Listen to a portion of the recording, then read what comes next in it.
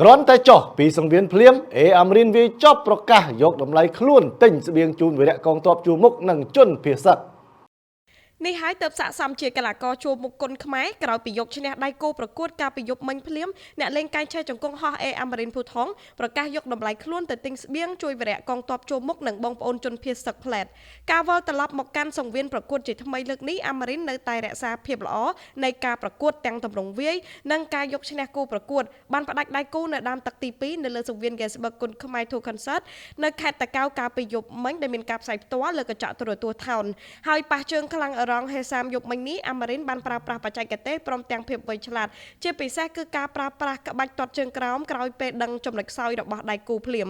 ដោយនៅក្នុងថ្ងៃទី8ខែមករានេះគេក៏បានចាប់ផ្ដើមយកថវិកាតម្លៃខ្លួនដែលបានមកពីការវាយនៅលើសង្វៀនមកដើរទិញស្បៀងដើម្បីជួយបងប្អូនជនភៀសសឹករួមជាមួយនឹងថវិកាដែលជាការចូលរួមពីសំណាក់ក្រុមគ្រួសារត្រកូលអេផ្ទាល់ផងដែរទង្វើបែបនេះបានក្លាយទៅជាគំរូដ៏ល្អមួយនៅក្នុងសង្គមហើយបានសបញ្ជាក់ឲ្យឃើញថាកីឡាករប្រដាល់គុនខ្មែរបានចូលរួមចំណែកយ៉ាងច្រើនដើម្បីប្រទេសជាតិមិនថាតែការឡើងទៅប្រកួតលើកទង់ជាតិកម្ពុជាលើឆាកអន្តរជាតិប៉ុណ្ណោះនោះទេថែមទាំងចំណាយថវិកាផ្ទាល់ខ្លួនជួយជាតិនៅពេលដែលជាតិត្រូវការថែមទៀតផងដូច្នេះការគ្រប់គ្រងរបស់មហាគ្រួសារខ្មែរគឺជាចំណែកមួយយ៉ាងសំខាន់នៅក្នុងការចូលរួមលើកស្ទួយគុនខ្មែរក៏ដូចជាជីវភាពកីឡាករដើម្បីបន្តរក្សាមរតកក្បាច់គុនដ៏ផូរផង់មួយនេះជូនកូនចៅជំនាន់ក្រោយបន្តទៀត